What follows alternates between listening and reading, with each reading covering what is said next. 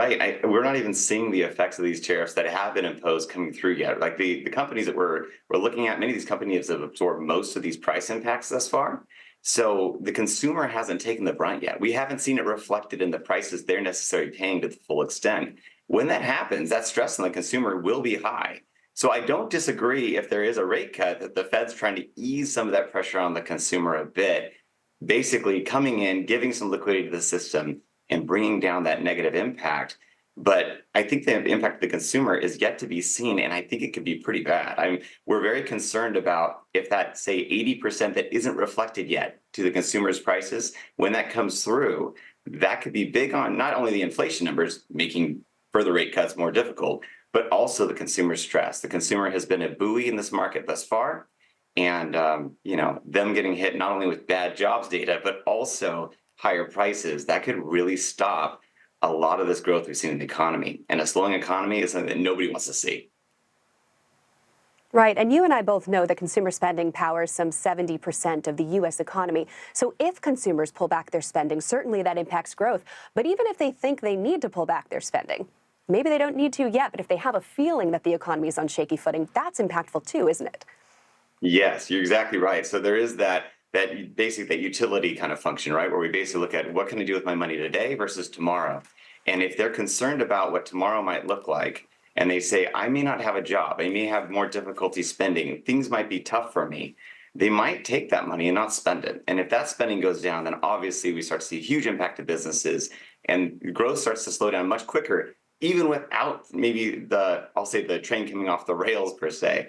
It's something that you're right, that perception becomes reality. And we've seen it before. We've seen as fear grips the market, it grips quickly and takes prices down fast. Ryan Dykman's always a pleasure. We'll do it again soon, maybe on a more uplifting note. Yes, sounds good. Now, the world is watching ahead of President Trump's Friday meeting with his Russian counterpart Vladimir Putin in Alaska. This is their first meeting since a face-to-face summit in July 2018 in Helsinki. Of course, that was during President Trump's first administration. And the aim is to find a way forward to bring closure or ease tensions in the Ukraine conflict, which is now 3.5 years in. 3 rounds of talks between Russia and Ukraine held at Trump's behest this summer have yet to bring the two sides any closer to peace. So what can we expect from the meeting, and will it strengthen U.S. relationships with Russia or break them down? Dr. Ariel Cohen is a senior fellow at the Atlantic Council's Eurasia Center. Now, Doctor, we know that most negotiations are about leverage here. So what leverage does each leader hold? And obviously there are quite a few economic aspects to look at here. We know historically that Russia ended war when it ran out of money. It was like that in the 17th century. It was like that in the end of the Cold War. They almost never run out of people. So if the United States is serious, it would have imposed very strict sanctions and secondary sanctions on countries that buy Russian oil and gas. That did not happen. There were some threats, but Trump is not imposing the sanctions, at least not until after he meets Putin in Alaska. On the other hand, the West was not serious enough about supporting Ukraine. The West could send more weapons to Ukraine. Europeans could increase their weapons production and send it to Ukraine, or buy the weapons Ukraine desperately needs elsewhere.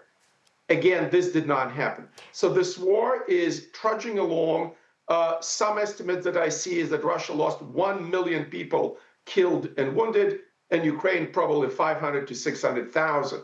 So it's a tragedy. It's a crime on Russia's part because of Russian aggression against Ukraine. And yes, I would love to see it ended without Ukraine losing too much territory.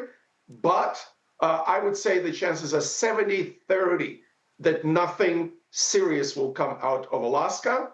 And I would say that people like Steve Witkoff, the special envoy who keeps bumbling the geographic names, the historic details of the Ukraine-Russia conflict, need to understand that what Putin is trying to do is to put together a bigger, better Russian empire that would include Ukraine, Belarus, possibly parts of Georgia and the Baltic states.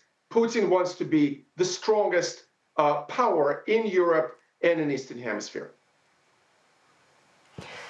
All right, and just very, very briefly, one of the more interesting storylines out of Russia is that the economy is doing a bit better than expected, but so much of that is powered by military spending. Yes, and the key income revenue for Russia is still the exports of natural resources, raw materials to countries like India and China, where companies can come under secondary sanctions from the West. Yes, Russia did better than expected. However, in the longer term, Russia cannot continue this war without a revenue stream from the hydrocarbon exports and other raw material exports, such as fertilizer. And if Europe and the US is serious, we can stop those exports. Dr. Ariel Cohen, thanks so much for your input. Now, Chinese tech and gaming giant Tencent has beaten forecasts to post robust sales with revenue growth of 15% in the second quarter of the year. For the 3 months to June, it reported revenue of $25.7 billion with international gaming sales rising 35% to $2.6 billion. Strong performance was boosted by sales of flagship game titles Honor of Kings and Dungeon & Fighter Mobile. The company has also invested heavily in the deployment of AI across its services and platforms, including WeChat.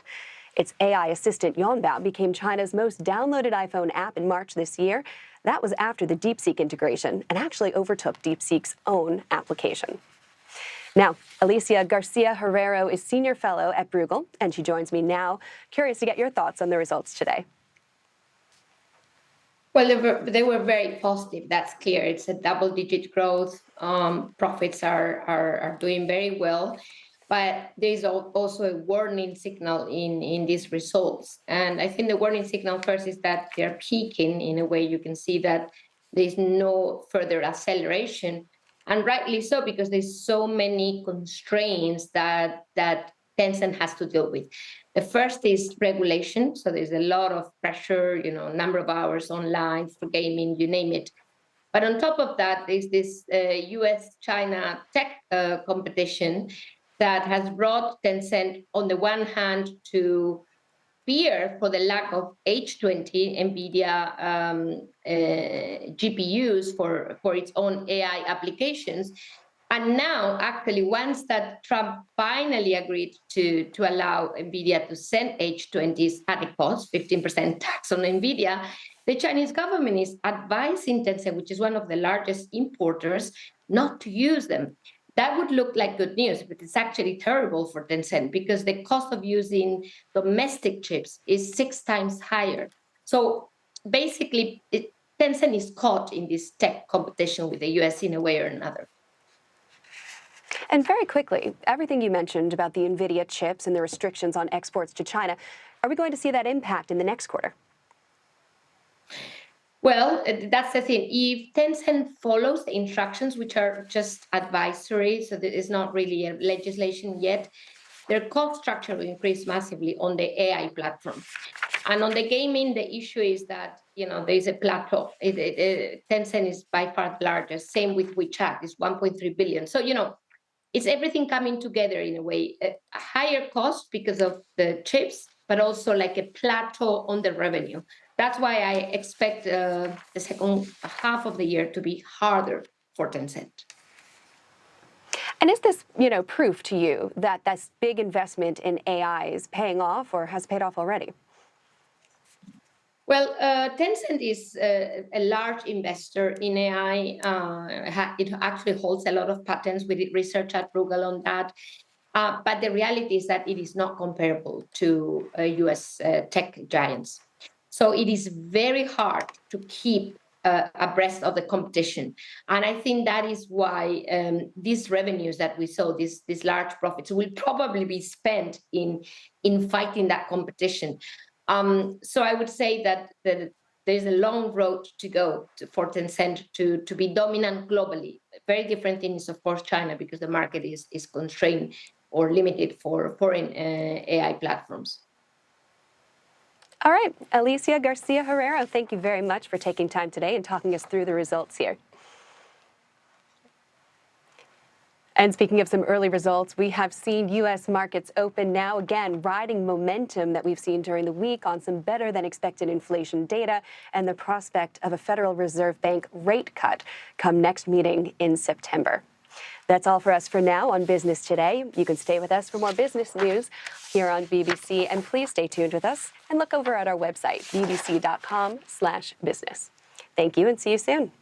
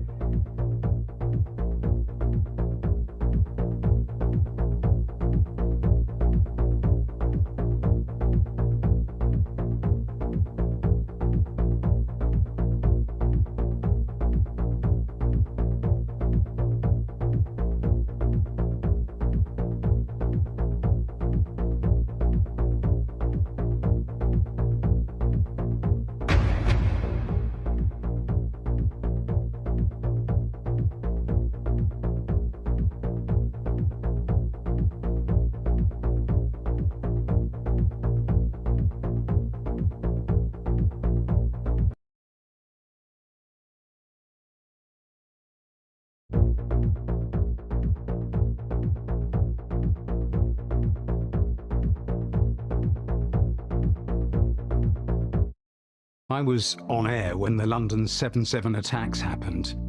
That day was different because of the sheer volume of information we were grappling with in real time. We couldn't let the desperation for news influence our reporting or be overwhelmed by the magnitude of what we were witnessing. Today, as we wade through endless waves of misinformation, it's vital that we don't just ask the questions, we question the answers.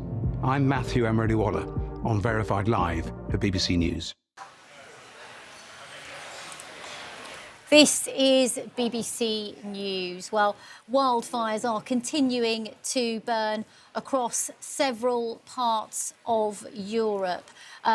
These pictures show you the scene in Greece. Let's take you now to Spain, where we've also seen an intensifying of wildfires in the country there.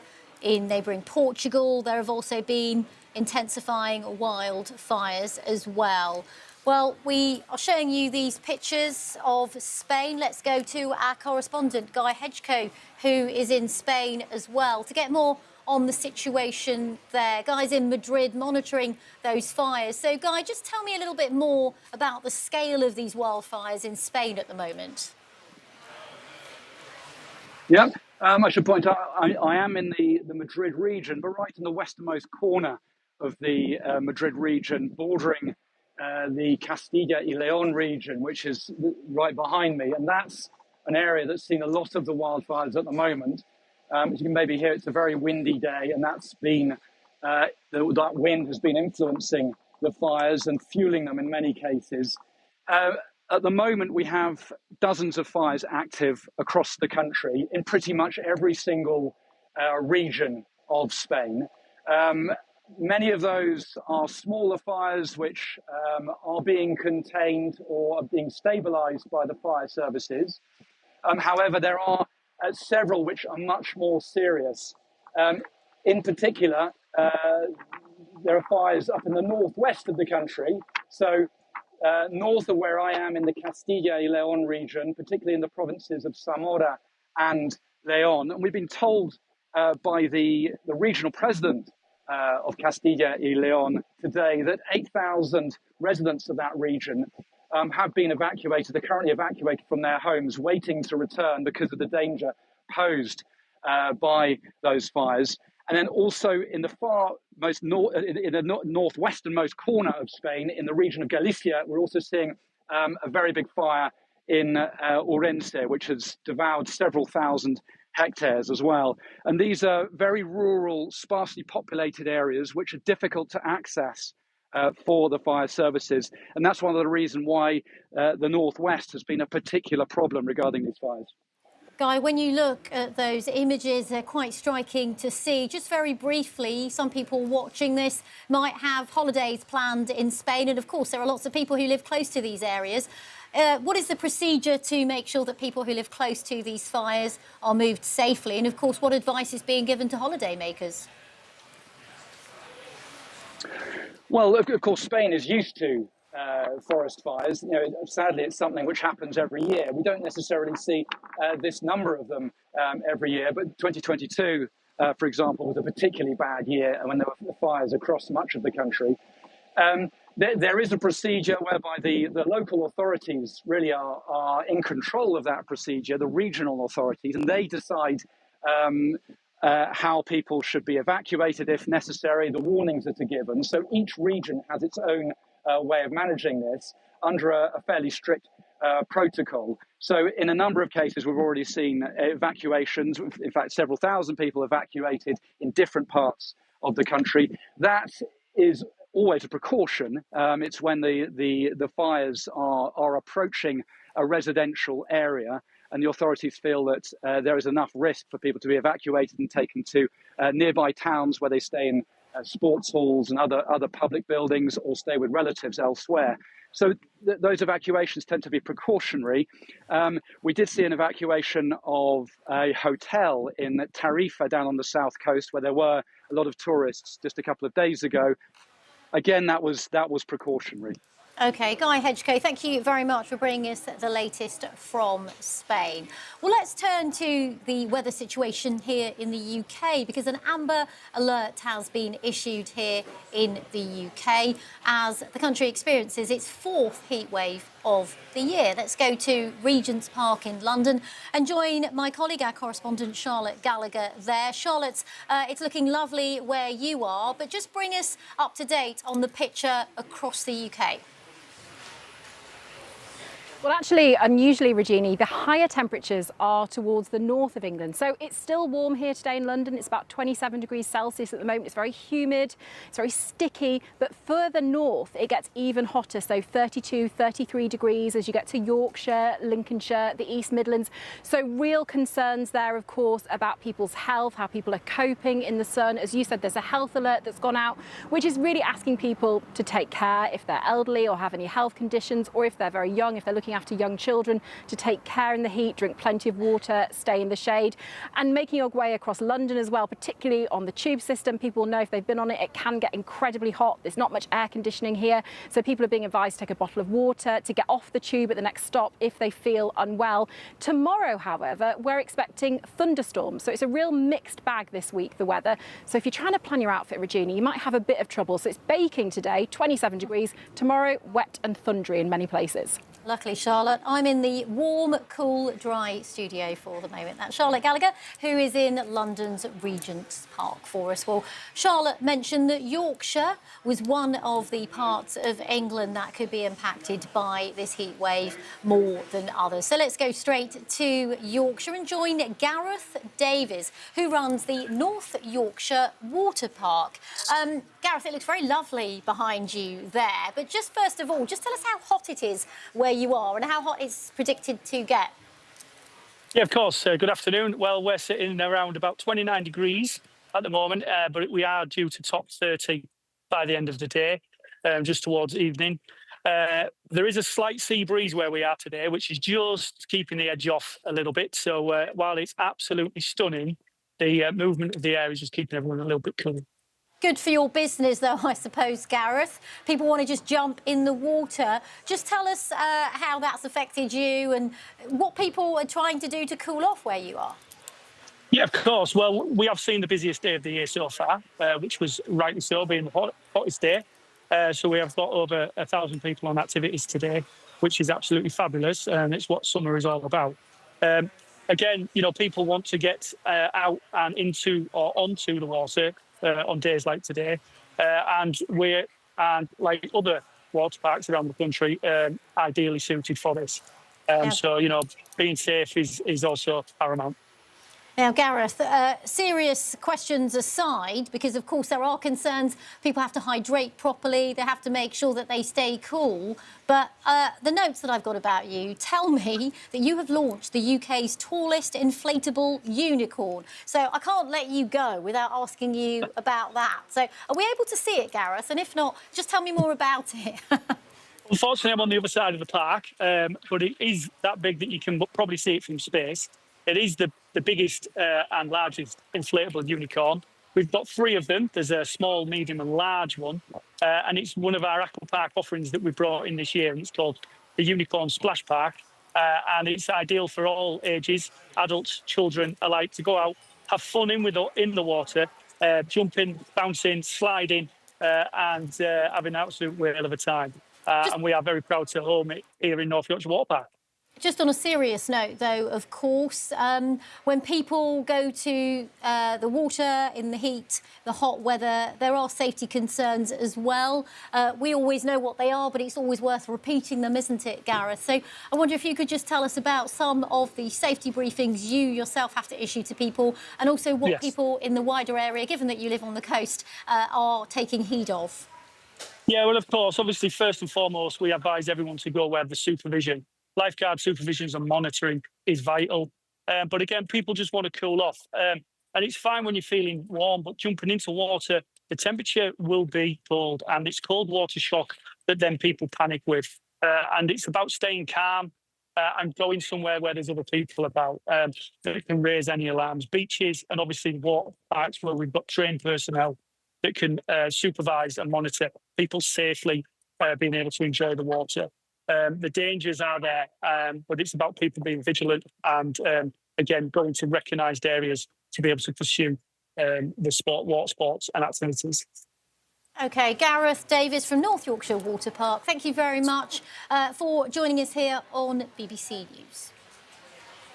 Well, let's show you some of the scenes across Europe, because Europe as a whole has been experiencing a heat wave, and we've seen very serious wildfires across parts of the continent as well.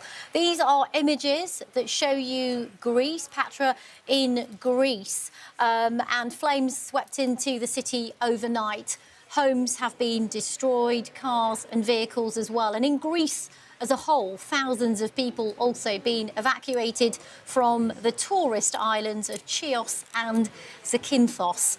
We've also got pictures coming into us from Spain, which is also experiencing serious wildfires as well. You can see there more than 4,000 people in Spain evacuated overnight in the northwestern province of Leon. And unfortunately, a volunteer firefighter died in the same area. It's very brave work, of course, that these firefighters do as they try to extinguish the flames. Let's take you across the border to Portugal now, which has also been experiencing devastating wildfires. And we understand that aircraft from Morocco have actually been flown over as well to try and help extinguish those flames. Really devastating scenes there. You're watching BBC News.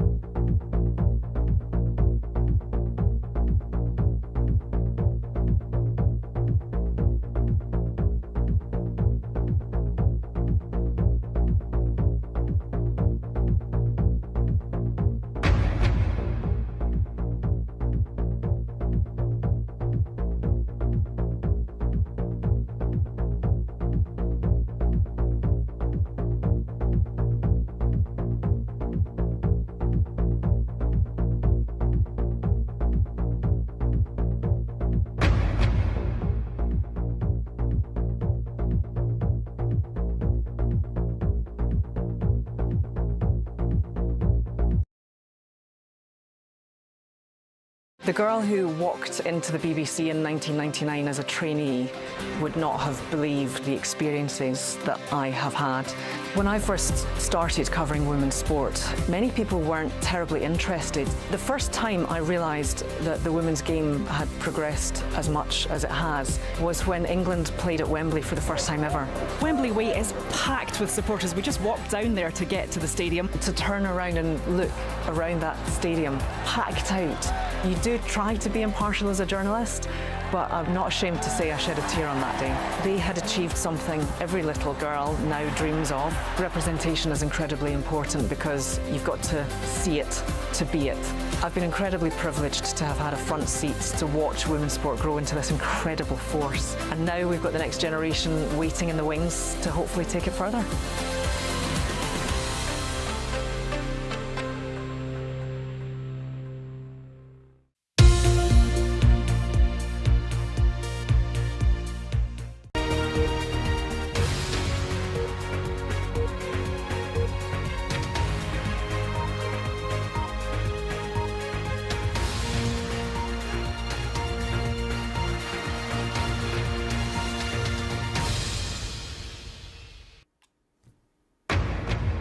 Live from London, this is BBC News. European leaders hold talks with Ukraine's President Zelensky ahead of the US-Russia summit in Alaska. Those leaders will have a conference call with Donald Trump later, a last chance to put their case to the US president before he sits down one-to-one with Vladimir Putin. We are expecting a news conference with Chancellor Merz and President Zelensky this hour. Bring that to you as soon as it starts live. Our other main headlines. After last summer's riots in the UK, police forces will now be encouraged to disclose the ethnicity and nationality of suspects in sensitive cases. Intense air attacks on Gaza continue as Israel's Prime Minister pushes on with his plan to seize the north of the territory. We'll talk live to the charity MSF in Gaza City. And wildfires continue to rage in Spain, Portugal, France and Italy as the summer heatwave continues to sweep across the continent.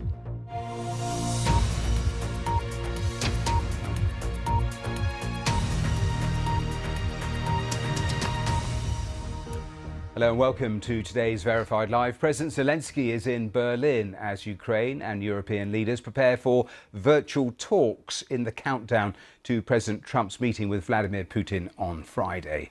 Well, today's talks are being hosted by the German Chancellor Friedrich Merz and chaired by the UK Prime Minister Keir Starmer. Moscow has dismissed the European diplomatic initiative as, quote, insignificant. President Zelensky has promised his country will not abandon the remaining territory it controls in the eastern region of Donbass. It comes after President Trump suggested that both sides might have to give up some land to reach a peace deal. Well, let me show you the live pictures because we are expecting to hear from the German Chancellor and Ukraine's President shortly. That is the room where the news conference is going to take place. When it starts, we will obviously carry that live. Well, in just a moment, we'll hear from our correspondents both in Washington and Westminster. First, though, our Ukraine correspondent James Waterhouse is in Berlin and has more on the mood amongst those leaders.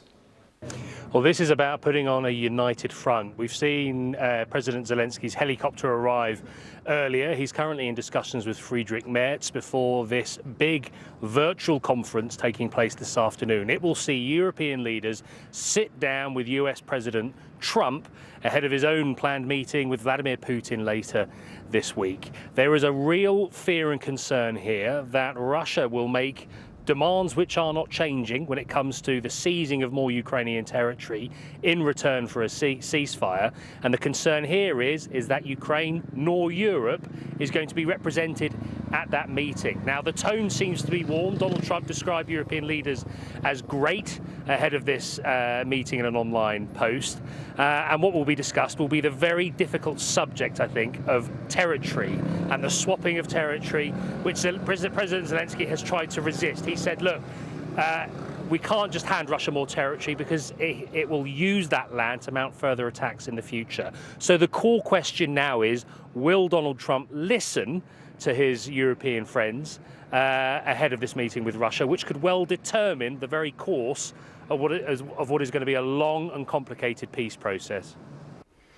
Well, that was James Waterhouse. Well, Keir Starmer, I mentioned, he is one of those leaders who'll be joining that meeting a little later. Our political correspondent Nick Eardley has more on what the UK's Prime Minister's objective from these discussions is likely to be.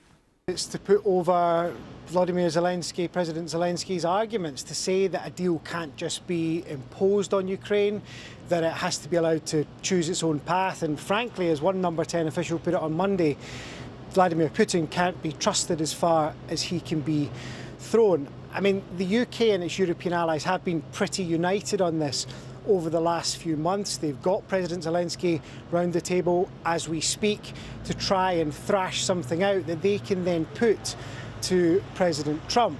The big question, though, as James was just saying, is how far does the influence that Downing Street and other European leaders have actually go? Remember, in the past, Keir Starmer and Donald Trump have had a pretty cosy, warm relationship. I do think there's a feeling in the UK government that they do have the ear of the president and they can push him in a certain direction. But look, there's a long way to go. Even 48 hours is a long time in US politics, isn't it? Until President Trump sits down with Vladimir Putin in Alaska on Friday. The UK government and its allies will be hoping that by speaking to President Trump this afternoon, they can put over Ukraine's argument and try and direct him towards a certain path. But they know fine well they can't be sure. Well, that was Nick Eardley. Let's go live to Washington. Arunade Mukherjee is there for us. And Arunade, the White House describing this on Friday as a listening exercise. Tell me more about what you're hearing coming out of this administration ahead of this absolutely crucial meeting and summit on Friday. Well, Matthew, you know, ever since the conversations began, and also in a sense when President Trump took over earlier this year, you know, there has been this urgency that has been putting forth when it comes to trying to find a ceasefire deal between Ukraine and Russia. But that remains, or rather has been elusive for President Trump. So I think the main word that sums up the sentiment here in the US, at least the administration, is urgency. And there is a great deal of urgency for them to try and see how far or how much progress they can make. That is why you saw that meeting with Steve Witkoff and Vladimir Putin earlier on. You saw then the announcements and indications of that meeting. And now we're just 2 days short of that actual meeting taking place between President Trump and Vladimir Putin. There are expectations, but I think along with those expectations and optimism, there's a lot of cautious optimism and a lot of worry as well, which is why you're seeing those European leaders get together and put up that united front. Because, you know, ever since Donald Trump talked about this meeting, you know, the statement where he said there will be some sort of swapping involved is what's the main concern. The big concern here is two. One, that Ukraine is not going to be represented in these conversations, and two, whether these two leaders will agree or at least will give some sort of indications about possible concessions is what is worrying a lot of the other quarters. And this meeting is, in a sense, the last window of the European leaders and Ukraine convincing the US president before he goes into that meeting with Vladimir Putin. Now, there are various interpretations about what could be expected. When President Trump earlier said that I'll be meeting, of course, expectations rose. But then he's also, in a way, tried to lower expectations, is one reading where he says that, look, this is just going to be a listening session. So he's going to try and gauge what the mood is, how serious Vladimir Putin is about this, because in the past, Donald Trump himself has also said that there has been hope, but then it has led to disappointment.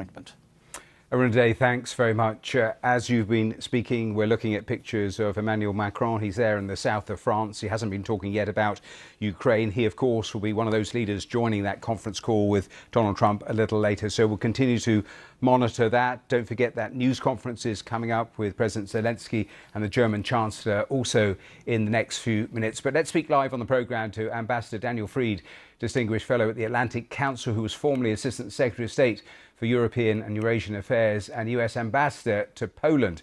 Daniel, welcome to the programme. This meeting of European leaders, just how critical do you think it is? It's important for the Europeans to speak with one voice to Donald Trump.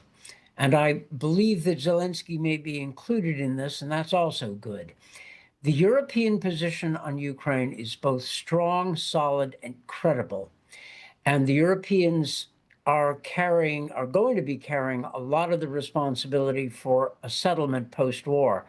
Arms to Ukraine and possibly European forces in support of Ukraine after a ceasefire. So it's important, and it's a very good sign that Trump is actually listening to the Europeans or has agreed to talk to them. It's good that J.D. Vance, U.S. Vice President, met with some of the Europeans. These are the right leaders: British, French, German, Polish, Finnish, Italian, EU are some of them. And so this is a hopeful sign, although my expectations for the Alaska meeting are under control. Well, let's ask you about your expectations, because I think you said in the last day or so, we can't just have him, Trump, and Witkoff winging it because they just don't know enough.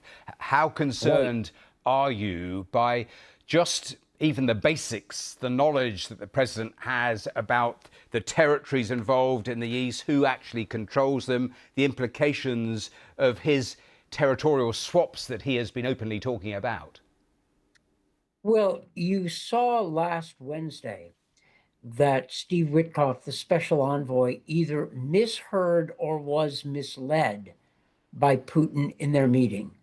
And Witkoff's initial report was that the Russians were making concessions and that a deal could be had, and that seems to have been completely mistaken. So I don't blame Witkoff as much as I blame Putin. Putin is a master of obfuscation, of twisting words, of half-truths and clever lies. So it's important for Trump to have somebody in the room who knows the details, who can slip a note to him saying, this is BS, or Putin sounds serious this time.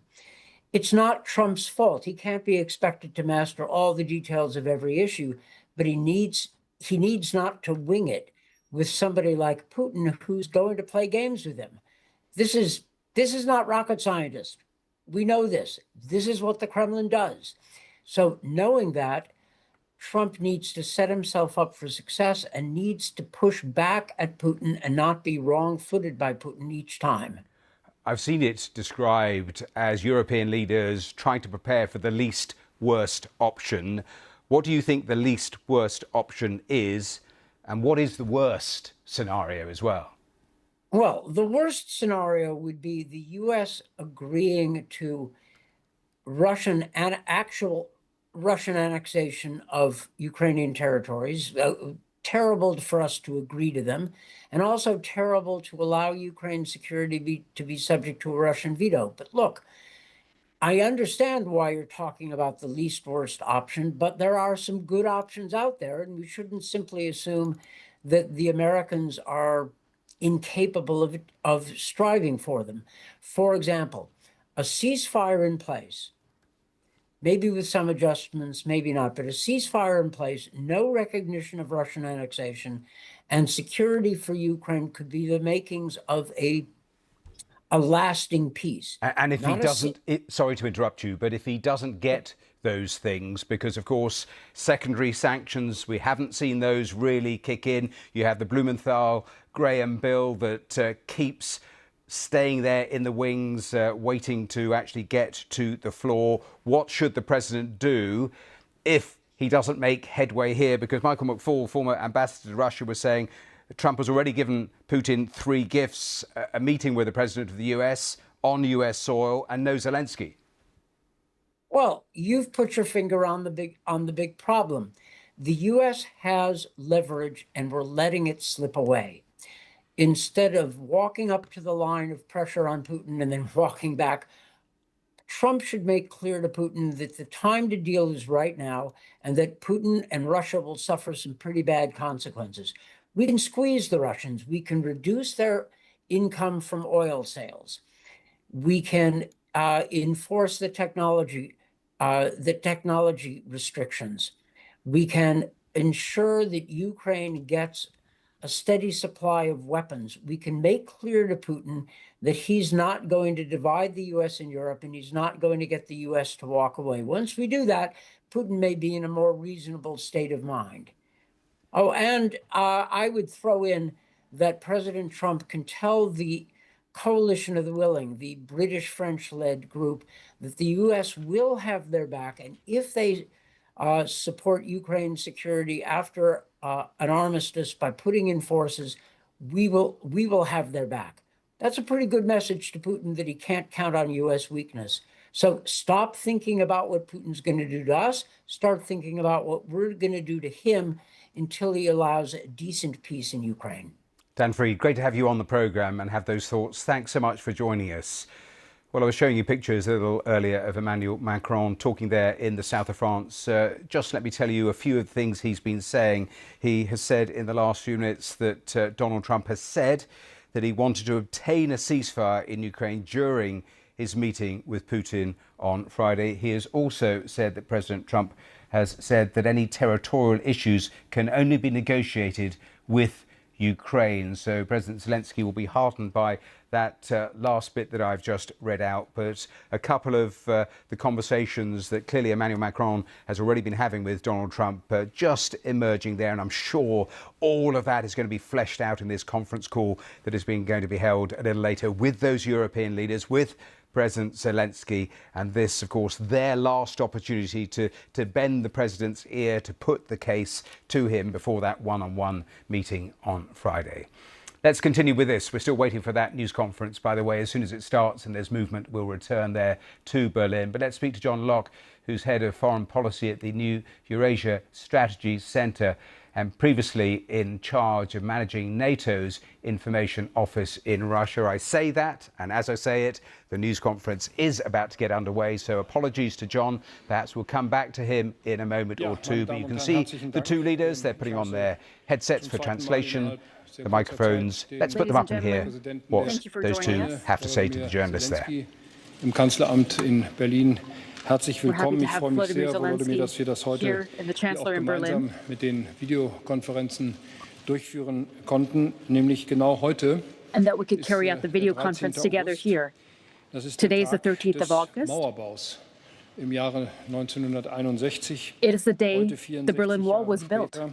Wissen wir, es war das Today, Sinnbild der deutschen 64 und der years later, europäischen Teilung. Und diese Spaltung konnten wir it was a symbol of the division of Europe. Aber seit And we could overcome this division.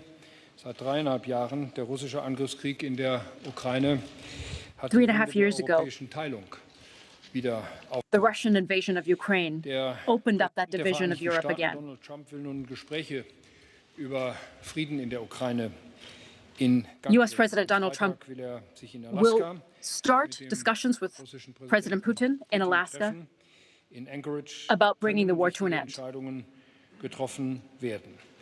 Wir And important Europäer decisions could tun be deshalb reached. alles in unserer Kraft Stehende, um die Weichen für dieses Treffen in die richtige Richtung zu stellen. We as Europeans are doing everything we can Präsident to set the agenda, help set the agenda for that meeting. in Anchorage Erfolg hat.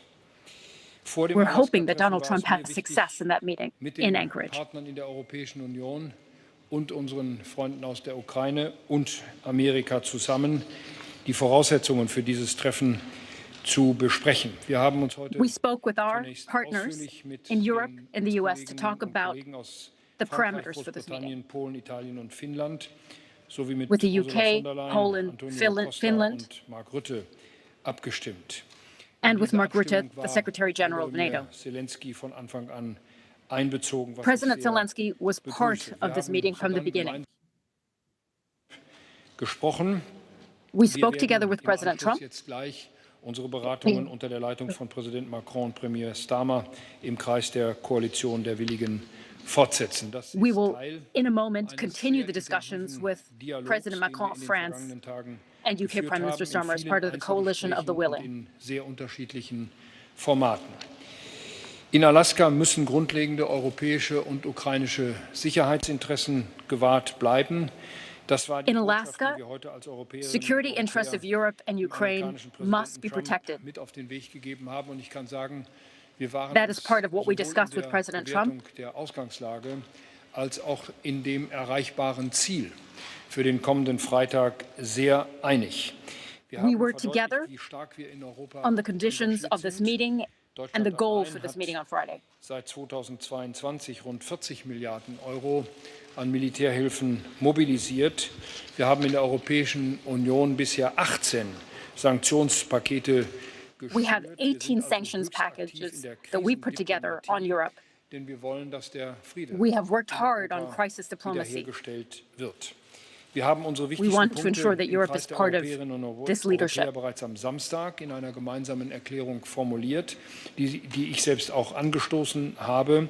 Der Europäische Rat hat sich diese Erklärung mittlerweile zu eigen gemacht. We put together a declaration on our position that the European Council has also approved. Diskutiert und We der have spoken with the amerikanische American Präsident side. weiß, wenn die Vereinigten Staaten von Amerika nun auf einen Frieden in der Ukraine hinarbeiten, der europäische und ukrainische Interessen wahrt, dann kann er sich dabei auf unsere volle Unterstützung. The American president knows that if he wants to reach peace in Ukraine, he can rely on his European and Ukrainian partners to work on that together. Muss mit am Tisch sitzen, sobald es dann Folgetreffen Ukraine has to gibt. sit at the table. Wir wollen, dass in der richtigen Reihenfolge verhandelt wird. Ein Waffenstillstand We want to make sure that the right wesentliche Elemente chronology happens, that there is a ceasefire, and that there is an agreement that is discussed after that. Über territoriale Fragen bereit.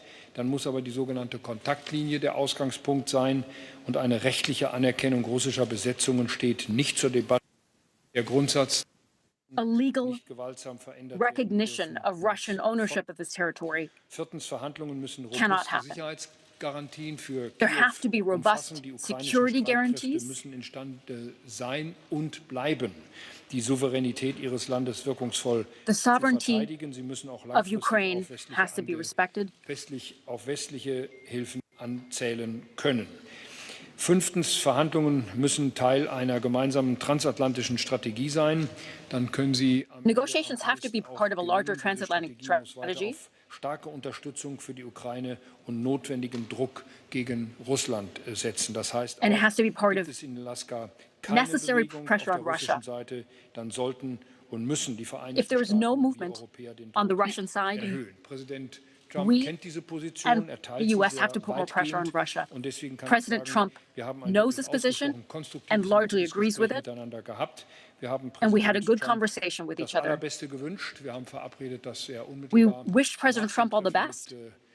Präsident Putin zuerst den We said we would speak to him after his meeting with President Putin. Zelensky informiert, anschließend unmittelbar auch die europäischen Staats- und Regierungschefs, die in dieser Initiative zusammengeschlossen sind.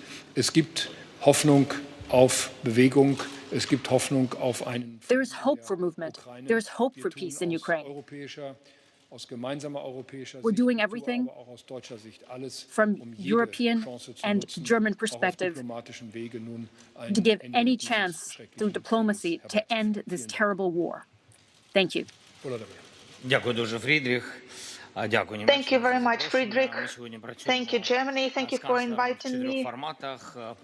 We were talking with Chancellor in 4 formats. First was our bilateral.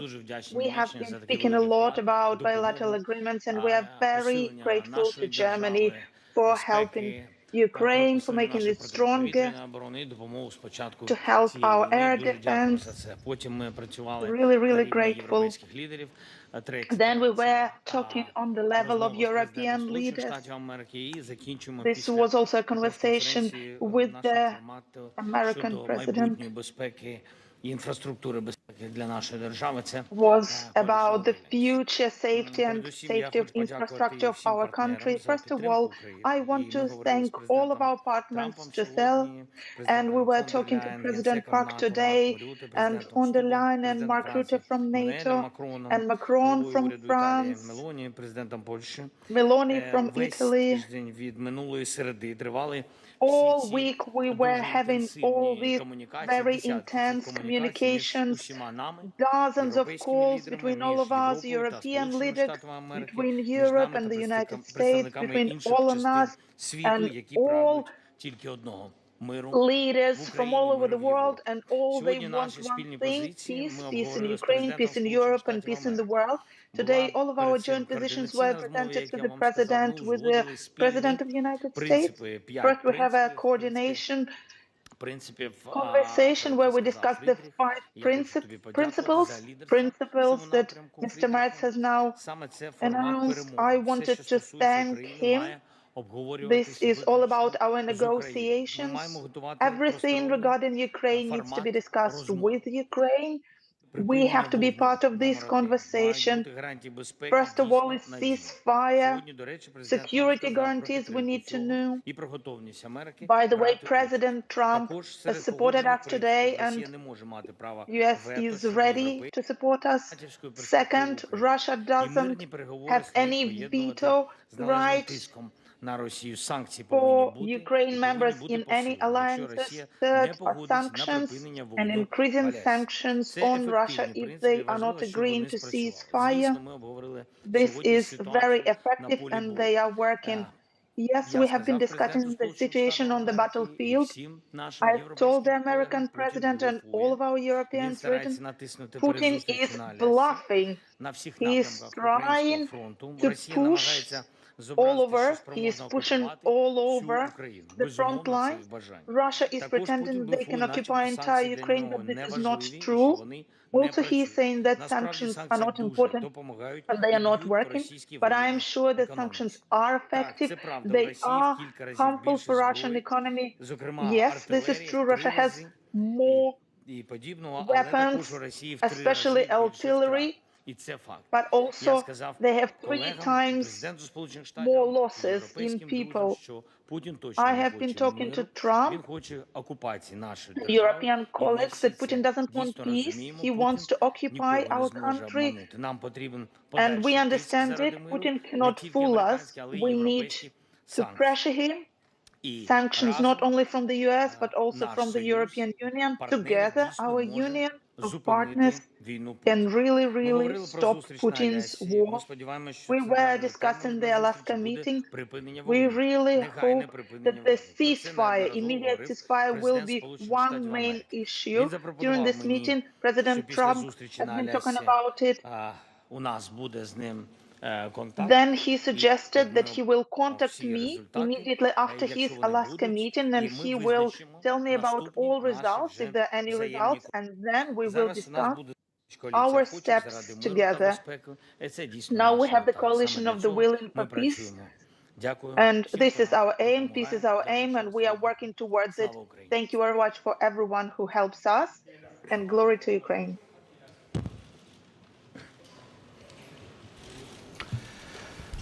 Well, I'm sure we're going to get questions to the two leaders in a moment or two, but significant new detail there because that conference call with Donald Trump has happened already. Chancellor Merz giving some of the details, saying that we as Europeans are doing everything we can to set the agenda for Friday's meeting. I think the translations are coming in terms of questions, so let us return. And my second question to Chancellor Merz about the ceasefire. Можливою умовою зняття або послаблення санкцій проти Росії в разі досягнення припинення вогню. Are you planning to ease sanctions on Russia if the ceasefire agreement is agreed? Європа могла би піти в такому разі? And also I wanted to ask about European guarantees for safety for Ukraine. Thank you for your question. My position hasn't changed. This is the fundament of Ukrainian constitution. I am the constitution garant and I cannot change my position. Yes, of course, we did discuss these very difficult questions. All the questions are about territorial integrity of Ukraine.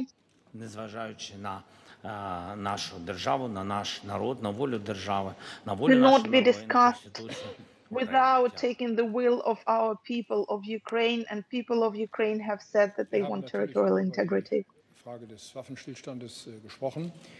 We, of course, talked about the question of a ceasefire.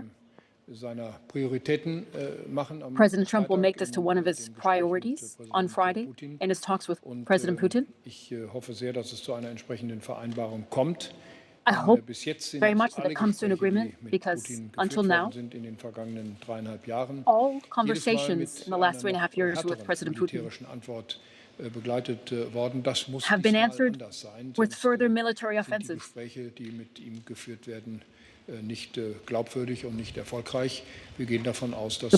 The conversations haven't been credible and successful, and we're hoping that President Trump can implement this.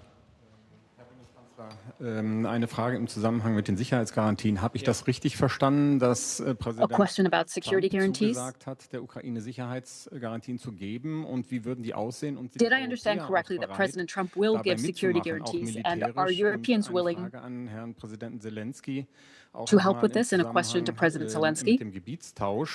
Together with swapping territories, under what conditions would you be able to talk about swapping territories with President Putin? And how do you see Friday? Is it a historic moment or just a meeting? No, Friedrich, please. Also, wir haben über Sicherheitsgarantien kurz gesprochen. We spoke briefly about security guarantees. We know that Ukraine needs security guarantees. That's why I said in my opening statement that we have to continue to support the Ukrainian military to defend their land. What it could look like with security guarantees, that was not part of the conversation today. That must happen once we reach an agreement. Знаєте, мені здається, успіх You know, the success of any negotiations depends, first of all, from the result of these negotiations. Our mood is about being united, and we're very positive. All of the partners were demonstrating one voice, one will, one principles, one vision. This mood is already a step forward. About the historical moment, I would not to use such big words. Let's wait for a result. In any case, the key issues that we are discussing here, that you are questioning us about our territorial integrity, in the end of the day, they will be discussed on the level of the leaders, and they are impossible to be decided upon without Ukraine. Dankeschön. Thank you. Thank you. Well, there it is, a few questions, and then those two leaders depart. They made it clear a little earlier that that conference call with Donald Trump has already happened, but they will now, the European leaders, continue to have further discussions. Interesting there, President Zelensky asked, was this a historic meeting on Friday? He said a little too early to say, given the nature of what we are seeing, but saying that they were talking with one voice. All of those European leaders, the NATO leader there, also at today's meeting, all of us talking one voice. And he said that was significant. He said Putin is bluffing, saying that they're pushing all the front lines, suggesting that they are ready to take over Ukraine. He can't, he said. He also talked about sanctions, and we heard Chancellor Merz also talking and referencing sanctions. And President Zelensky says that sanctions are working. Putin, he said, may dismiss that, but they are working, and urged more sanctions on Russia. And he repeated that call that he thought there should be, at some stage, a meeting of the three leaders, so Putin, Trump and Zelensky. It was interesting, one of the questions asked there of the German Chancellor was, if there is a ceasefire, would you ease sanctions? I didn't hear an answer to that. And of course, certainly Ukraine wants the diplomatic pressure to be continued even after any ceasefire, whilst all those territorial issues are sorted out. And a little earlier, in the main part of that news conference, we heard Chancellor Merz say a significant thing. There is no question of legally recognising the territory that Russia currently holds, that they have taken from Ukraine. But the first part of all of this, both leaders saying the same thing, was the ceasefire, and both of them making the point that that is Donald Trump's main aim when it comes to that meeting on Friday. So the latest from those two leaders after that call with Donald Trump and their meeting amongst the Europeans. Well, with me here in the studio is our diplomatic correspondent, Paul Adams. And Paul, very interesting, some of the detail there. But just let's take a step back. Give me your assessment of just how important today's meeting is between those European leaders and President Zelensky. Yeah, forgive me for bringing my laptop down because I was hastily making some notes just before I came down. Look, I think this is a really important week, possibly the most important week for European diplomacy on Ukraine that we have seen so far. You know, the announcement of the summit in Alaska was greeted with a huge amount of concern. Then you had Donald Trump starting to talk about territorial swaps, and people were aghast. So what we have seen this week is a really concerted effort by the Europeans to kind of haul the kind of the conversation back to what they regard as the fundamentals, the need for a ceasefire first, proper security guarantees for Ukraine. We had a meeting in Kent at the Foreign Secretary's country residence at the beginning of the week. J.D. Vance was there. The US was majorly represented. European partners were there. Key Ukrainian officials were there. And then a conversation today which brought together President Trump and President Zelensky. I don't think anyone would have imagined a few days ago that all of this conversation would have taken place ahead of Alaska. The fear was that Trump is going to go in there with, you know, Steve Witkoff's words ringing in his ears, with Vladimir Putin able to propose whatever territorial swaps he wants, and that somehow Ukraine's views would not be represented. That is clearly not going to be the case. Will any of it make a difference? Who knows? But I think they have made a very concerted effort to make sure that their views are heard. And I think this is quite an impressive bit of diplomacy. Yes, and we heard President Zelensky right at the end saying it was significant that it was one voice in that room today. I suppose the problem here, and you hinted at it, is that those that like to disparage and criticise President Trump sometimes describe him as a cushion that bears the imprint of the last person that actually sat on him. And that is the worry, isn't it, that he says what he has said to those European leaders, and come Friday, when he listens to Vladimir Putin, then what he decides. Well, exactly. And look, I think everyone has seen enough of Donald Trump to know that you cannot gauge from 1 hour to the next, from one day to the next, exactly what his take will be. You know, it seemed that the summit had these rather grandiose ambitions. Then you hear the White House yesterday saying it's a listening exercise. I suspect that we are heading more in that direction, that this is an opportunity for Donald Trump to look Vladimir Putin in the eye, to hear what he has to say, and then he's going to come out and he's going to consult with the Europeans, and he's going to consult with the Ukrainians as well. And you've got people like Scott Bessent, the Treasury Secretary, talking about sanctions again. You know, that if we don't hear what we want to hear from the Americans, then there's a huge package of US sanctions that could still be applied. I'll come back to that point in a moment because it is an important point. In terms of that listening exercise, it was interesting listening to a British former NATO Deputy Supreme Commander of Europe say to the BBC a little earlier when he was quoted that line, well, President Trump obviously has not been listening at all to date if he doesn't realise Vladimir Putin's positions and ambitions. So it is going to be interesting to see how he looks the Russian president in the eye and makes any sort of new assessment. But a lot of this is going to come down to territory, Paul. So let us talk about that a little more, because I know that you've been looking at some of the maps, and I know that you're going to take our viewers through it, because this is absolutely crucial to perhaps where we actually get to post-Friday. So take me through where we were before this war started and perhaps where we currently are. Well, I don't know what the first map we've got is, but if you think back to 2014, that was the first step. That's when the Russians took over Crimea, occupied and annexed it. It was a bloodless affair, but it was followed almost immediately by this separatist uprising, if you like, sponsored very much by Moscow in the eastern Donbass region, that little area you see on the right there in the Donetsk and Luhansk oblasts. A war simmered on for 8 years after that, but the front lines didn't really change very much until, of course, February 2022. And that is when Vladimir Putin launched the all-out invasion of Ukraine. And I think we should be able to see that. I think it was more than that at first, because obviously Russian troops were at the gates of Kiev at one point. But then the Ukrainians fought back and the front lines essentially stabilized along the lines that we see there. And those are the front lines that are now kind of, if you like, in focus.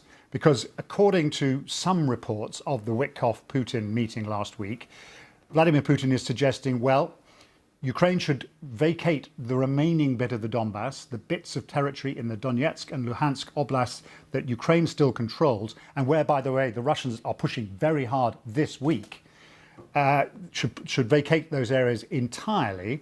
And in return, Russia might be willing to freeze the front lines in the southern areas around Kherson and Zaporizhia Oblast. It doesn't sound like much of a deal, does it? Because it's all Ukrainian territory. And the additional problem with that, and Ukraine has already said no, but the problem with that is that if Putin was to restart, actually having control of those areas he does not have control would give him a significant new advantage to take another big chunk out of Ukraine. Yeah, I mean, particularly if you look at Donetsk. This has been the scene of some of the heaviest fighting of the entire war. And the Russians this week have been pushing small units through the Ukrainian front lines, attempting to probe and find weaknesses. And essentially what most people think they're trying to do is to get behind this fortress line of key cities that the Ukrainians still hold, Kramatorsk, Slavyansk, in an attempt to break through that fortified line, and then, even if the fighting stops, be in a prime position for another round in which you could menace to the north towards Kharkiv and to the west towards Donetsk and towards Dnipro, rather. And so that is the fear, that what Russia is trying to do is to gain as much advantage on the battlefield as it can now, then be willing to hold, to freeze the front line, but then only to start the war again at a moment of Russia's choosing. 2 or 3 final questions, because in terms of scenarios, very positive noises coming out of today's meeting. But if this does go south on Friday and somehow Donald Trump buys a Putin solution that crosses a number of Ukrainian red lines, then it really is decision time for European leaders, isn't it? It is. And the decision will be, do we continue to support Ukraine regardless of what the messaging is from Washington? It's worth remembering that Ukraine now is already the largest single supplier of military equipment to itself. Second is Europe, and third is the United States. In other words, as the war has gone on, Ukraine has become better able to supply its own weaponry. You also have, of course, the deal recently reached between Europe and America, whereby the United States says, well, Europe, you can buy American equipment and then pass it on to Ukraine. We won't stand in the way. Of course, that could be reversed, but at the moment, that is a fact. And at the same time, the Russians are actually finding it harder to equip themselves. As much as 40% of Russia's artillery is coming from North Korea, which is not a good sign if you're sitting in the Kremlin. Which is why I think President Zelensky was saying there that he thought Vladimir Putin was bluffing on a number of counts. A final word about sanctions, because at different stages Donald Trump has said we're 2 weeks away, and it's been pushed back and pushed back. The secondary sanctions he was talking about for the 8th of August as well. And you've also got the Blumenthal-Graham bill that those senators want to bring to the floor for a vote with really severe sanctions. Why hasn't he pulled any of those levers? Maybe because he wanted to have this meeting first. And, you know, we may look back on this and think that was a smart move. Yes, you needed to see. It's one thing to have your envoy go off and have regular conversations with Mr. Putin, or even to speak to him on the phone yourself. It's quite another thing to sit in the room with him and see what his position is. So maybe that's what is causing Donald Trump to hold off. He obviously values the idea of an improved economic and political relationship with Russia, and he will go, obviously he's going to some lengths to try and make that happen, but he also knows that he has made these threats, these warnings in the past, that people are already accusing him of caving and bluffing and backtracking. And so at some point he is going to face an important decision, and it feels as if in the wake of the Alaska summit, that may be the moment. Yes, it does feel like a sort of crescendo, doesn't it, come Friday. But we shall see as ever in terms of dealing with Vladimir Putin. Paul, thank you for all of that analysis. Thanks for taking us through the maps, even though they were blind in terms of you seeing them, but you analysed it absolutely correctly. So thank you so much for taking us through all of that. We're going to take a short break around the world and across the UK. You are watching BBC News.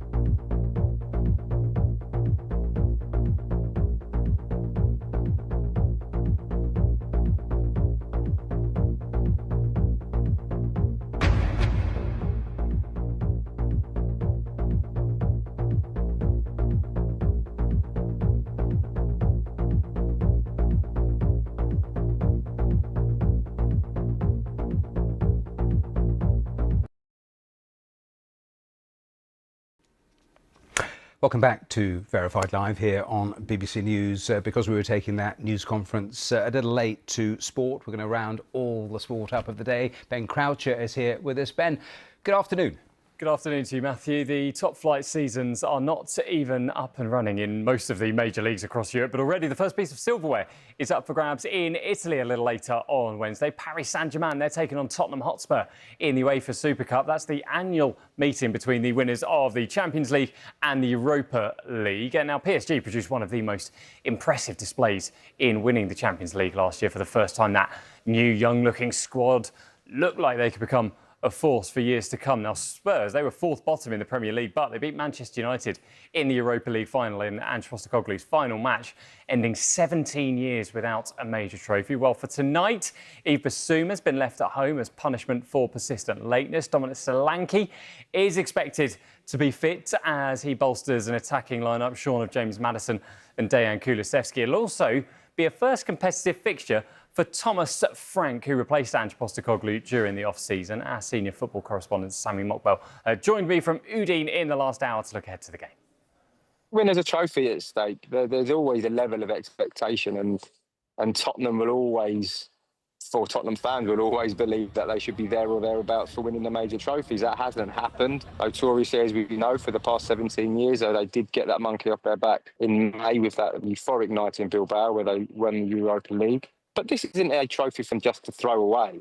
This is an opportunity to go into the new season on a high, and to win another trophy. So it'd be an opportunity that they will be desperate to take. And how do they do that against a team that was so impressive last season in Paris Saint-Germain? Yeah, it's almost the impossible task, isn't it? I was meeting a contact earlier, and we were speaking about the final, and they absolutely blew Inter Milan away that night. I remember watching it and just thinking, wow, this is going to be a team that dominates in European football for the next 5 to 10 years. But then the Club World Cup came around and Chelsea defeated them quite comprehensively, as we saw in the final of that competition. And they took the game to Paris Saint-Germain that night to Chelsea. And I think if Tottenham are going to have any chance this evening, they'll have to follow a similar blueprint, not to be overawed, not to show them too much respect, and to try to apply their philosophy and their tactics onto the game. If they can do that, I think they've got half a chance. And Sammy, just give us a sense of the conditions that the players are going to be playing in tonight. I don't know if you can see the beads of sweat dripping down my forehead at the minute.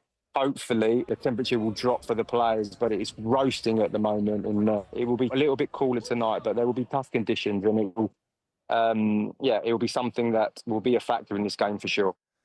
Sami Mokbel joining me from Udine a little early. The game kicks off in, around 4.25 hours' time. All of the build-up on the BBC Sport website and app. Matthew. Ben, thanks very much. Thank you. Let us get the very latest from Gaza, because Gaza City has come under intense air attack today as Israeli forces prepare to launch an operation to take over the city completely. A spokesperson for Gaza's Civil Defense Agency said the residential areas of Zaytun and Sabra had been hit for 3 days, causing massive destruction, with residents unable to recover the dead and injured. Well, it comes as 29 partners, including the UK, EU, Australia, Canada, Japan and many others, issued a statement saying famine is unfolding in front of our eyes and urged action to reverse starvation. They demanded immediate, permanent and concrete steps to facilitate the entry of aid into Gaza. Well, let's go live to Gaza City and speak to Caroline Villeman, project coordinator in Gaza for MSF. And Caroline, thank you once again for being here with us on the programme. I'll come to starvation levels in a moment and what you're seeing, but tell me, in terms of the aerial attacks, tell me what you're witnessing. So indeed, in the last few days, we definitely hear and see an intensification of the aerial attacks. I mean, we are with our clinic and our office based in one of the zones that is not evacuated. So we have not been directly affected, but it is very clear to anyone in Gaza City that the airstrikes are increasing tremendously. One of the primary healthcare centers of the Ministry of Health that we support, of which we support the emergency room, yesterday dealt with dozens and dozens of wounded and killed in several aerial attacks in Sheikh Radwan, which is in the north of Gaza City. So we can definitely feel since maybe 6 days now that the attacks are stepping up. I mentioned that letter signed by so many different countries, talking about humanitarian suffering reaching unimaginable levels, calling for restrictions to aid deliveries to be lifted, saying aid should never be politicised. You are there. As you are watching and seeing, is starvation being used as a weapon? Yes, absolutely. I mean, I think we have desperately been calling out of this for months now. So in the primary healthcare clinic where I work, the number of patients on our malnutrition program has increased 5-fold since May. These are children younger than 5 years old, as well as pregnant and lactating women. And we see indeed a pattern of hunger being used as a weapon against people, because it's not only the fact that not enough food is allowed to enter, it's also the chaos that has been created by allowing for people to become this hungry, because the Israeli authorities have blocked aid for so long. This, of course, comes on top of the daily mass casualty incidents that we see at 8 sites.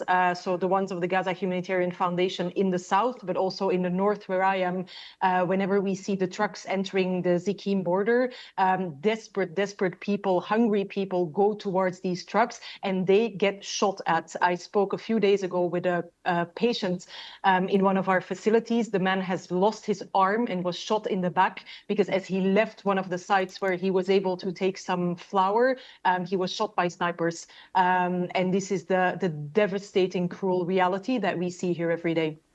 In terms of the starvation you were describing, when we spoke last week, you were talking to me about the tipping point. You were alarmed at how numbers of people dying from starvation are likely to accelerate. Are you seeing that in real time, even in the days since we last spoke? I think given the type of assistance at the moment that we have as MSF here in Gaza City, which is a first-line primary healthcare center, we are not the first ones witnessing the deaths. We are definitely still seeing an increase in the number of patients that are entering our program. But this would very much be in line with what we see, because absolutely not enough trucks with food are entering. As we've mentioned before, pre-7th of October 2023, between 500 and 600 trucks would be necessary to feed the population of Gaza every single day. And now we are talking of sometimes less than 100, sometimes a little over 100 that are entering per day for a population that is already malnourished. So we are absolutely not out of the danger zone. Caroline, we are grateful for your time, as ever, here on BBC News. Thank you for talking to us today on Verified Live. Now let's turn to the extreme heat that continues to fuel the wildfires across southern and western Europe. Thousands of people have been forced from their homes as temperatures have risen above 40 degrees Celsius. Red heat alerts have been issued in parts of Greece, Italy, Spain, France, Portugal and the Balkans, carrying a warning of significant risks to health. Well, let's speak to Guy Hedgecoe, who's there in Spain for us. And Guy, in terms of what you are seeing there in Spain, take me through that first of all. Well, today we have seen a slight drop in temperatures in many parts of the country. So, for example, where I am, just west of the capital in the Madrid region, it's been down in the low 30s, which is quite a bit cooler than yesterday. However, down in the south, in cities like Seville and Cordoba, it is still very hot, around 41, 42 Celsius today. Many other areas of the south seeing temperatures like that. So the heat is still here. We're expecting it to increase again tomorrow, and for this heat wave to continue for the coming days. And of course, one of the big problems that has been brought by these very hot, dry conditions are the wildfires that we're seeing around many parts of the country. And Guy, as you're talking, we're not just seeing the situation in Spain, because we're showing the pictures from Greece. We were looking earlier in the day at pictures from Portugal with all of these fires blazing at the moment. At the moment, the wildfires are winning against those emergency crews.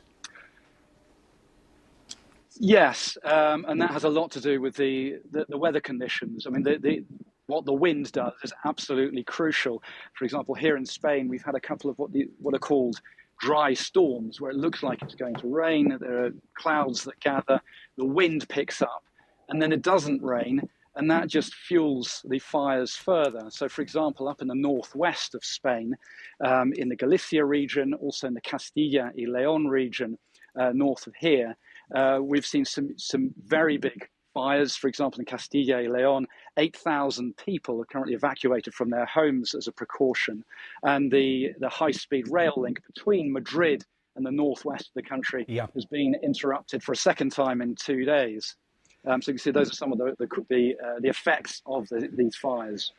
Guy Hedgecoe, we have to leave it there because we're coming to the end of this hour. Thank you very much for that update. Before we take a break, let me show you the live pictures from RAF Fairford, the US Air Base there in Gloucestershire. JD Vance, the US Vice President, expected to speak there to American troops in the next few minutes. The readout from Number 10 and that conference call held a little earlier and chaired by Keir Starmer has just been published, with the UK Prime Minister saying he was clear that our support for Ukraine is unwavering. International borders must not be changed by force, and Ukraine must have robust and credible security guarantees to defend its territorial integrity as part of any deal. So that the latest after that conference call, European leaders, President Zelensky speaking to Donald Trump. Those are the pictures. We will hear from JD Vance talking in the next hour of our programme here on Verified Live on BBC News. We're back in just a moment.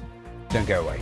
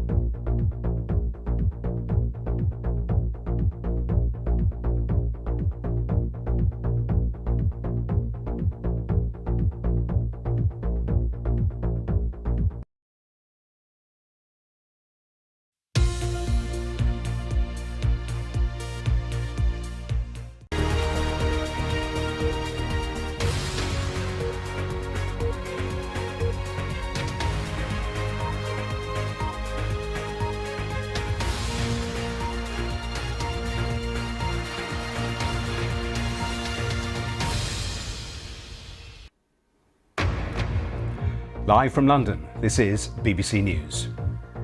European leaders, including President Zelensky, hold talks with President Trump as they prepare for the US-Russia summit in Alaska on Friday. The leaders stress their unity, but Volodymyr Zelensky says he's warned Donald Trump that Russia's president was bluffing and doesn't want peace. There's hope for peace in Ukraine. We're doing everything from European and German perspective. Everything regarding Ukraine needs to be discussed with Ukraine. We have to be part of this conversation. Well, the US Vice President is due to speak in the next few minutes. We'll bring you that live here on our programme. Our other main headlines. After last summer's riots in the UK, police forces will now be encouraged to disclose the ethnicity and nationality of suspects in sensitive cases. Intense air attacks on Gaza continue as Israel's Prime Minister pushes on with his plan to seize the north of the territory. And wildfires continue to rage in Spain, Portugal, France and Italy as the summer heatwave continues to sweep across the continent.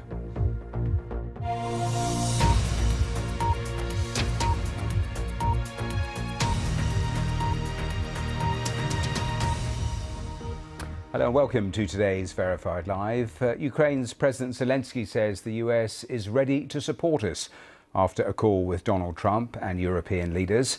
The talks in Berlin come ahead of Friday's Trump-Putin summit in Alaska.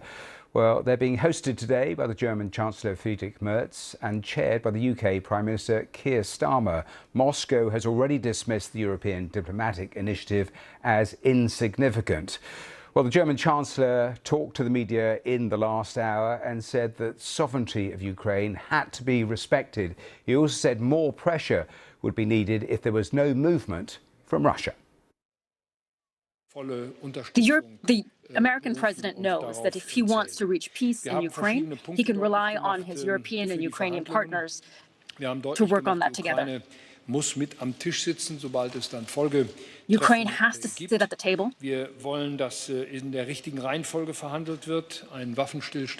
We want to make sure that the right chronology happens, that there is a ceasefire, and that there is an agreement that is discussed after that. A legal recognition of Russian ownership of this territory cannot happen. There have to be robust security guarantees.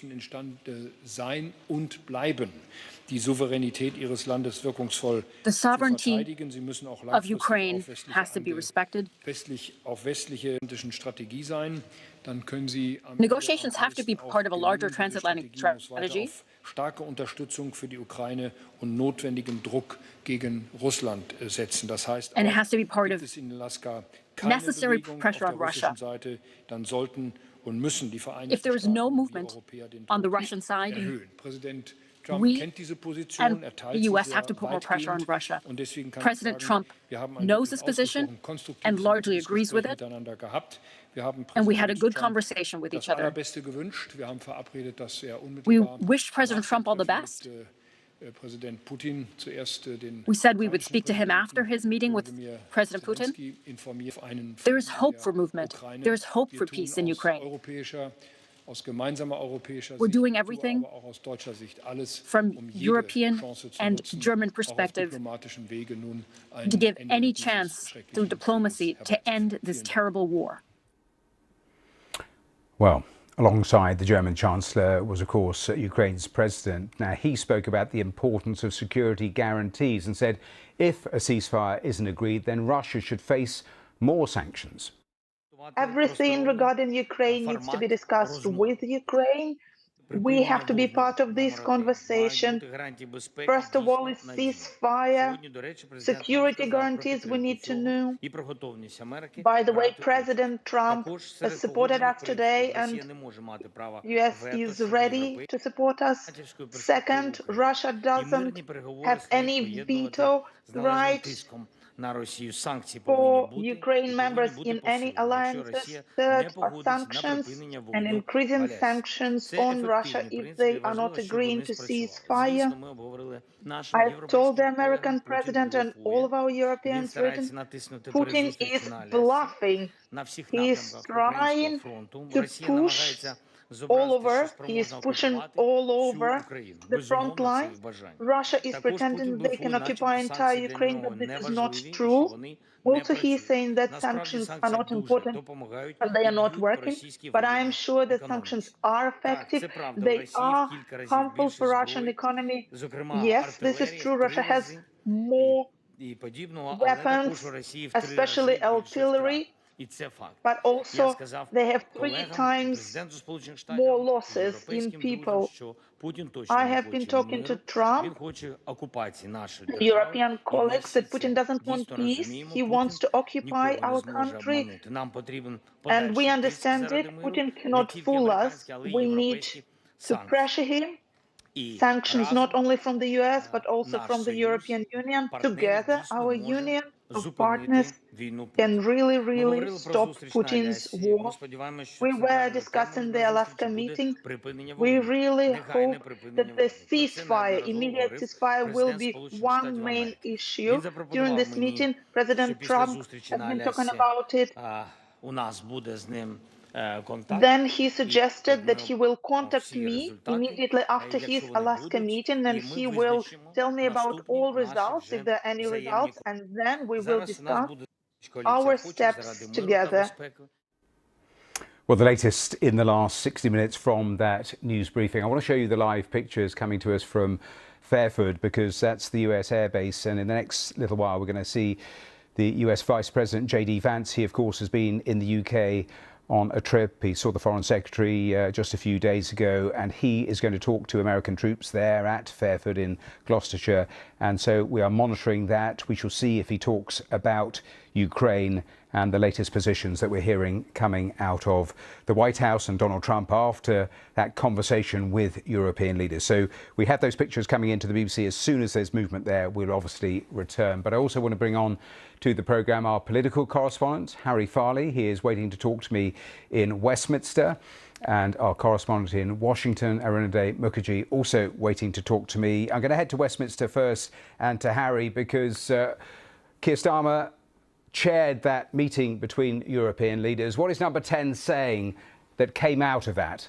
Well, in the last few minutes, Matthew, we've had a statement from Downing Street. And what I think is interesting about it is this tightrope that we've seen repeatedly with this coalition of the willing and how it responds to actions taken by the US president. On the one hand, not wanting to irritate him. On the one hand, going out of their way, in fact, to praise and to thank him, while at the same time making clear where they differ. So in the statement that we've had from Downing Street in the last few minutes, it says that they thanked President Trump for his efforts in bringing Putin to the table in pursuit of a ceasefire. And then it goes on that said the Prime Minister was clear that the UK's support for Ukraine is unwavering. But then he goes on to say international borders must not be changed by force, and Ukraine must have a robust and credible security guarantee to defend its territory as part of any deal. And actually, in the last minute or so, we've heard directly from the Prime Minister speaking at the top of that meeting,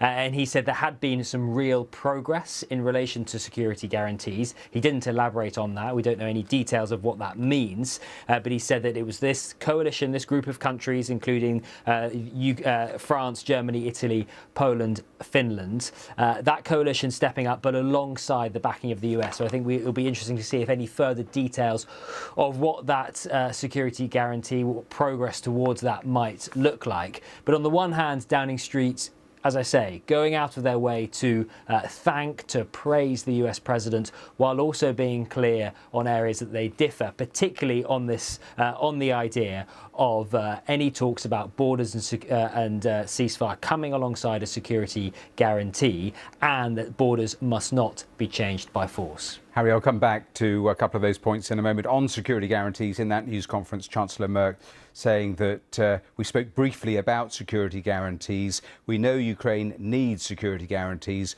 what they look like, that is not really part of the extensive conversations today. So they have obviously marked that area as something they need to sort out, but of course all the focus is on the ceasefire. So that was what the German Chancellor said. Let me go to Arunade in Washington. And Arunade, a very positive meeting there from European leaders saying they're of one voice. They spoke there to Donald Trump. Give me a sense of where you think the White House is in all of this, certainly around territory, because rather confusing, almost contradictory statements coming out of the White House and Donald Trump himself over recent days. Absolutely, Matthew. And I think, President Trump is expected to speak in a short while from now at another event. So perhaps there would be some more question answer in that based on what he spoke. And perhaps we might get a sense of what he's thinking after that phone call. But ahead of that phone call, President Trump made it very clear that, he'll be speaking to these great leaders of Europe who all want to see a deal done.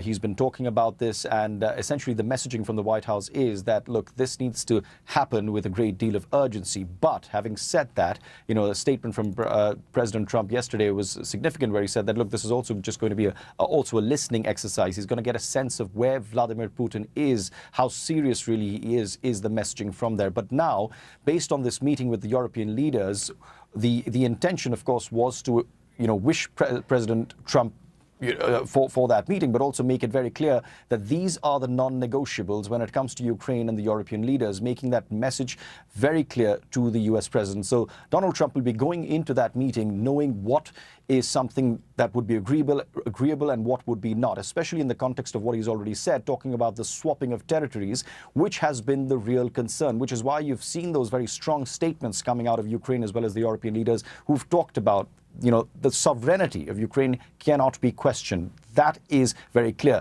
Now, when you look at what Vladimir Putin in the past has said, well, we've seen the kind of demands that he's made. So he is probably going to be adamant on that. So it would be very interesting to see what kind of middle path, if at all, President Trump is able to find. And just a few more statements, that have been coming in. We've just heard an interview of the U.S. ambassador to NATO, Matthew Whitaker, who essentially also said that, look, there is a great deal of agency to get this done, but this has been a war that has been going on for a very long time, and it can't just come to an end overnight. This is going to be President Trump gauging the situation, gauging the intentions of President Vladimir Putin, understand what he wants, and then going back. So I think there's going to be a lot of back and forth, but certainly, optimism. But as I keep saying, there is cautious optimism.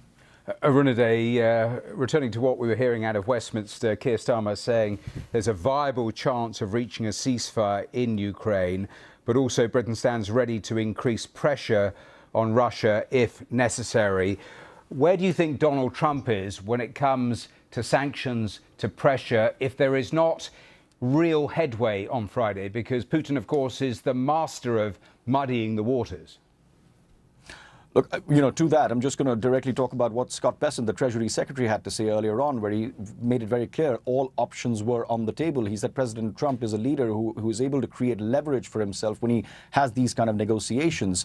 Well, as far as Scott Bessent is concerned, all options are on the table, but there would be some quarters who would be questioning what exactly happens next, given the fact, and if we go back on the 8th of August, which was the deadline that President Trump had set for Russia to come to the talking table and agree to a ceasefire agreement, that passed because that was the same day when they discussed or they announced the fact that they will be meeting. So the conversation about secondary tariffs or even sanctions sort of was overshadowed with the fact that both these leaders are meeting. So, given the past, and so far President Trump has threatened sanctions against Russia, but in his second term he has not actually gone ahead with those plans. Everything will depend on sort of how the meeting really progresses, whether there are any kind of successful forward steps that are taken, based on which we will perhaps be able to see if there is appetite. But if there is a sense that is created that, look, these are leaders who are talking, they're going to go back to the European leaders and Ukraine and then come back. So perhaps in that window, there could be a possibility that President Trump, as we've seen in the past, sort of gives a little more time before he actually takes that option. But from the Trump administration, at least officially, the line is that all options are still on the table.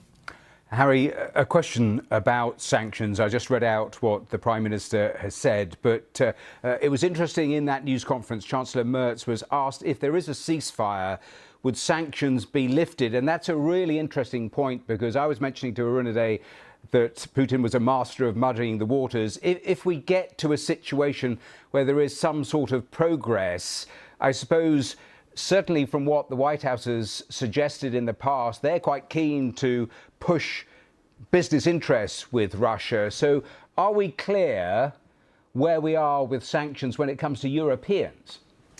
Not immediately, no, Matthew, to be honest. And the language, as you say, coming out of Downing Street is more in the opposite direction, that they are prepared to increase, not decrease, sanctions on Russia if there was a relationship with Donald Trump. And number 10 Downing Street, right back at the start of his premiership, when he first made that initial trip to Washington, that they were clear they wanted to establish a strong relationship with the White House. And with he's there to meet US troops there at Fairford in Gloucestershire.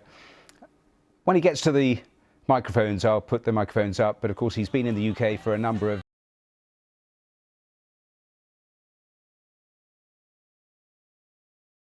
Ukraine. And let's put the microphone up and see what JD Vance has to say there to those American personnel gathered there. I gotta say, I'm pretty jealous. This is a pretty fine duty station, if I do say so myself. This is a beautiful country. I just spent the past few days here, actually.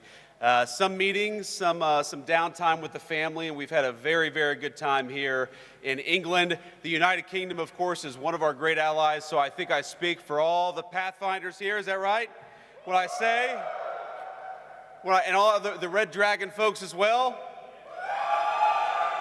When I say that we are proud of the special relationship, and we are proud to work together with our British friends right here at Fairford Base. God bless you all. So, here's a simple thing. We've got a beautiful country here. We've got a beautiful alliance. And I think every single one of you know that for over 100 years, we have worked with our friends from the United Kingdom to achieve great victories. And if you look at the long sweep of history, every time something big happens for the world, every time a great victory is won for freedom and for peace and for prosperity, it is almost always the Brits and the Americans that do it together, and we win every single time we go to war together. You guys know that as well as anybody. But it's not just about going to war, and it's not just winning when we do. When we work together, when we fight together, when we make it clear that we always approach every situation with an open hand, but if things go poorly, we're willing to do what we have to do. We make it easier to achieve peace and prosperity all over the world. So I want to say, from all of us back home in the United States, for all the people that you serve with, that you fight for, that you make it possible to live the American dream in peace and prosperity, we are proud of you, we are grateful for you, and as your Vice President, I am damn proud to be here with you today. God bless every single one of you.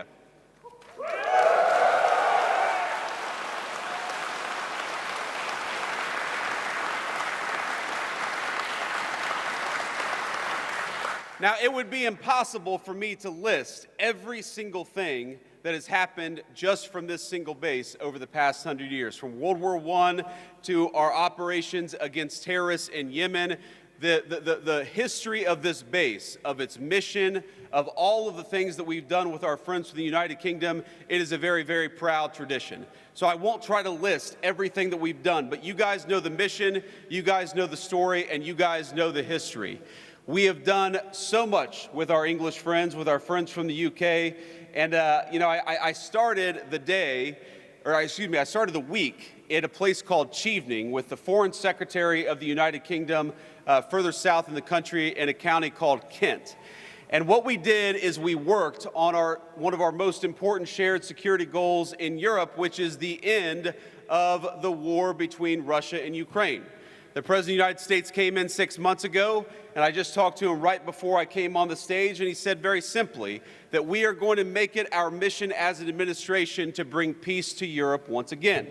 But as you all know, it is impossible to bring peace anywhere unless the bad guys are also worried that we've got a hell of a fine Air Force and a hell of a fine military to back up the peace to begin with. So what you guys do, even though you may not see it every single day, is you make it possible. You make it possible for us to accomplish the president's goals through negotiation. You make it possible for us to go into a room and say, yes, we want peace. Yes, we want to work together. Yes, we'd like to bring an end to this terrible conflict, but we've also got some great airmen. back at Fairford and other bases. They're going to make sure that no matter what happens, the peace and the prosperity and the goals of the American people are going to be well served by what you do. So I think if you look back at the last 6 months, if you look back at the number of lives that we've saved in Rwanda and the Congo, the president ended a 30-year war there. If you look at what we've done in the East Asia, where the president ended a conflict, in Serbia, Kosovo, where the president has brought peace to that area of the world, and now, in just a couple of days, with the president heading to Anchorage, Alaska, to try to achieve an end to this terrible war in Russia and Ukraine. You guys make that possible. You guys are the reason why we can go into a negotiation with strength. You guys are the reason why we have leverage in these conversations with world leaders, because they know that if we cut a deal, it is backed up by the finest fighting force anywhere in the world. And that is what makes your job so important, and that's what makes it so important and such a proud moment for me to be here with you today. Because nothing that I do, nothing that we do as an administration is possible without the hard work, the courage, and the skill that you guys bring to the job. Now, I mentioned earlier I was at Chevening meeting with the British Foreign Secretary. I've met with a number of foreign leaders just in the last, hour. I had a call with about 30 European leaders.